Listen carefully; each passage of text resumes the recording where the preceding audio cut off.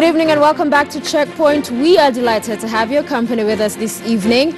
So as promised earlier on, our conversation this evening is all about inclusivity, an important principle in our Constitution, 2010 Constitution, that everybody feels part of as a Kenyan, no matter where you are, whichever part of the country that you're part of. But we've had a lot in the recent past from the political class, and I want us to engage a little bit on some of those issues that have been forming public debate. And joining me in studio for our conversation on this debunking of inclusivity is the leader of minority in the Senate, that is Senior Counsel, Senator Siaya County, James Orengo. Thank you for making time for us, sir. Thank you. We also have the leader of majority in the Senate, Kipchumba Murkomen, who's also Elgeyo Marakwet Senator. Asante sana. Thank you. I'll begin with you, Senator Orengo, because you are on record talking about expansion of the executive, creation of a position of a prime minister with 2 deputies, and saying that that in and of itself would be perhaps equal to inclusivity. And the question many would ask is, perhaps those would be 3 more tribes to what we have now. In a country of over 40 tribes, how inclusive is that? I think the story you read was not an accurate story. There was another print media newspaper which came out with a correct position. My position is that inclusivity does not necessarily include creation of positions. You can have inclusivity because, in my view, the most exclusive club is the executive. And the only way that you can do it effectively is by bringing back the executive into parliament. Now, you can create positions, and there are a lot of things you can do, not necessarily by creating a prime minister. You know, in Zimbabwe, there was a time when Nkomo and Mugabe had a very difficult time. And because they had a parliamentary system, both of them were able to be in parliament and be part of the executive. So it is not necessarily by creating positions, but by improving on the system that we have at the moment. If we cannot have a pure parliamentary system, then even a hybrid system can help, and that still does not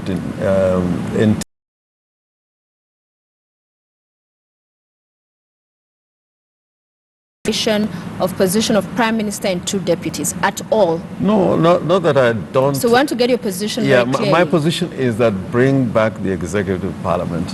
Then you can restructure the executive. For example, in South Africa, you have a system that you think is a presidential system, but the president is in parliament. The president operates from parliament. And you know, at the beginning, again, when there were fault lines and problems with the Nationalist Party, they were able to have a grand coalition government, so to speak, that included all the parties, and were able to offer the position of deputy president, one of the positions of deputy president, to de Klerk. So I think what is basically a hybrid system or a parliamentary system, like we've seen in DRC at the moment, you can be able to achieve inclusivity by restructuring the executive in parliament. In parliament. Senator Murkomen, have you heard about that proposal to expand the executive? Perhaps who are these, in your view, that are pushing for the same? Of course, we know that our friends in ODM and NASA prefer a parliamentary system of government, prime minister, and so forth. That has been a position that has been there for now almost 6 or so years.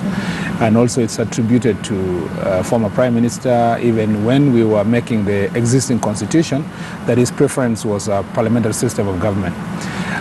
But I don't, what I agree with senior counsel here is that I agree with him that solution for inclusivity will not be achieved merely by creating those offices. That is my position. But I also don't agree with him when he says that bringing executive to parliament makes this country more inclusive. And the reason is obvious.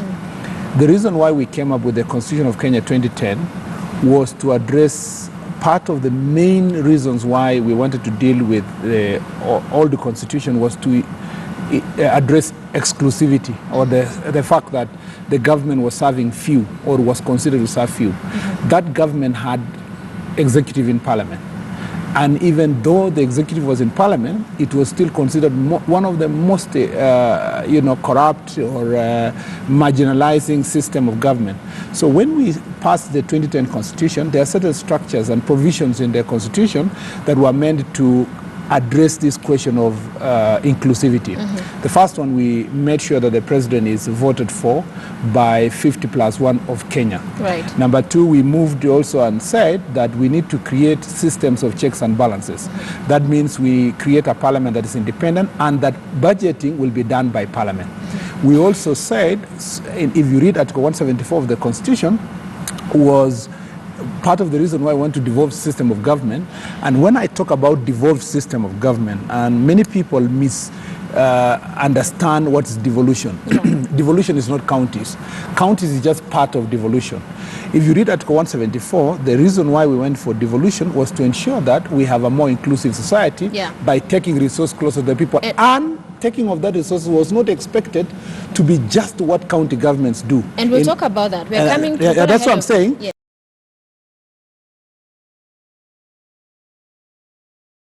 We should ask ourselves, why is it that the other factor for that really affects Kenya in terms of inclusivity is elections, and how elections are conducted and how it's perceived, the results of that elections. Right. Because ultimately, if you say today that parliamentary system or that bringing executive to parliament will solve the problem, assuming you have brought parliamentary system of government and therefore President Uhuru Kenyatta in a presidential system that they would have had in a parliamentary system of government.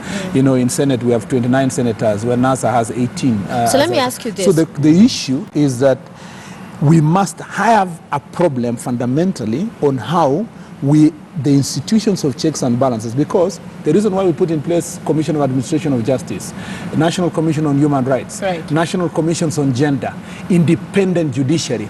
Do you know why that was done? It was to check an executive that was considered to be marginalizing the rest of the society.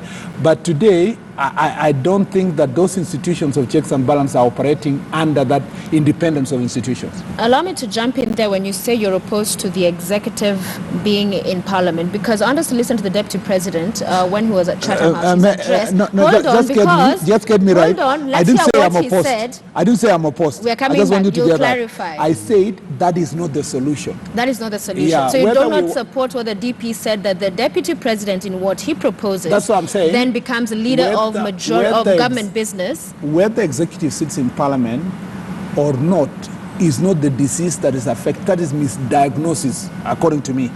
The disease that is affecting Kenyans, why we have no inclusivity at the moment, is not because executive not sitting in parliament. That's a different conversation.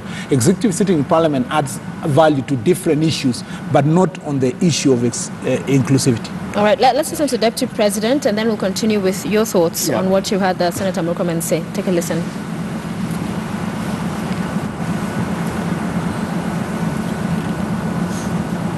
Director, do you have that clip?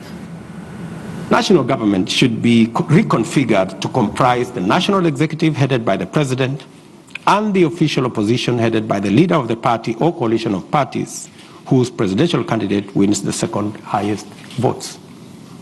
Well, he did not highlight that to say that that is how he sees inclusivity happening, but he did propose it as a solution going forward. That solves what, as opposed to what we have right now, in your view, what the Deputy President is saying? You know, I think both him and Murkomen are wrong. You know, when we say we want the president back to parliament, it's not necessarily to go back to the old system. That's true. Where, you know, under the old constitution, parliament consisted of the president and the National Assembly, although the president was also in parliament, but he was a separate component from the National Assembly. But what we are saying, people are complaining about an imperial presidency. And I can tell you even now, the presidency is still a very strong office. It's a very strong organ. Because where he sits and exercises executive power, he does not have people around him who can actually tell him, you know, things on the face. These are his appointees he can hire and sack at any time. Now, the reason why a parliamentary system is good is that then he chooses people who have been elected, you know, from their bases. Although they are ministers, they have been elected from various parts of the country. And when there are fault lines, there's a time when President Kibaki was elected with, I think, about 60 members of parliament. ODM had 110 members of parliament. It became very difficult for him to govern. And eventually, when we had the Grand Coalition government, because we had a parliamentary system, it was easier now to deal with those fault lines and make the government more inclusive. Now, I'm saying this because, you know, you look at all the parliamentary system in the United Kingdom, in France, and even in Asia, where you have parliamentary systems, it is easier to have a more inclusive government. How so? India is very complicated. How does that help Wanjiku that today, fine, let's say what you're proposing works. How does that change Wanjiku, my life? It changes because Wanjiku has an opportunity to have somebody who is elected sitting in the executive. You know, right now we have members who are in the executive, but they're not elected. You mean the CSS? Yeah, the CSS. They are not elected. But if, like, for example... But we had that system before. We had it before. It didn't work? We had it before. But I want to give you the example when President Kibaki brought in people like Nyachai, who are coming from other political parties.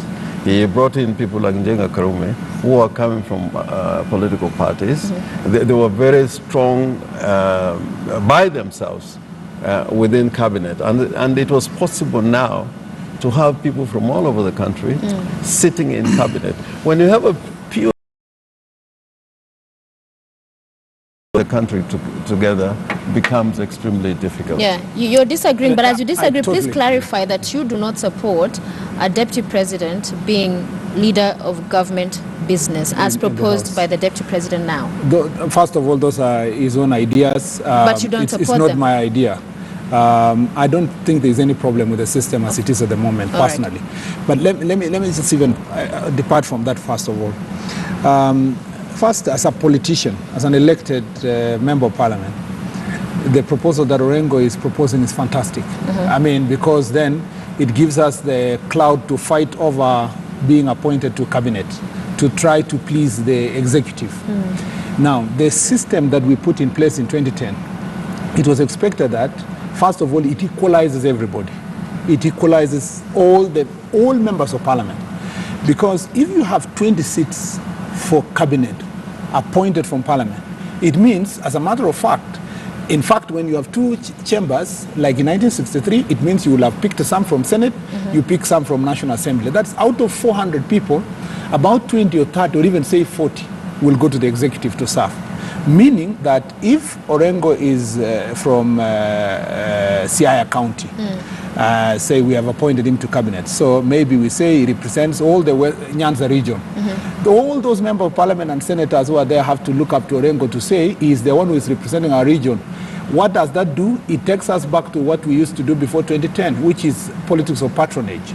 It moves the patronage from the president, the deputy, and what we are complaining about now to about another class of about 20 elected leaders or 30 elected leaders, so that then the rest of members of parliament are queuing behind another member of parliament who, out of privilege, is sitting in the cabinet.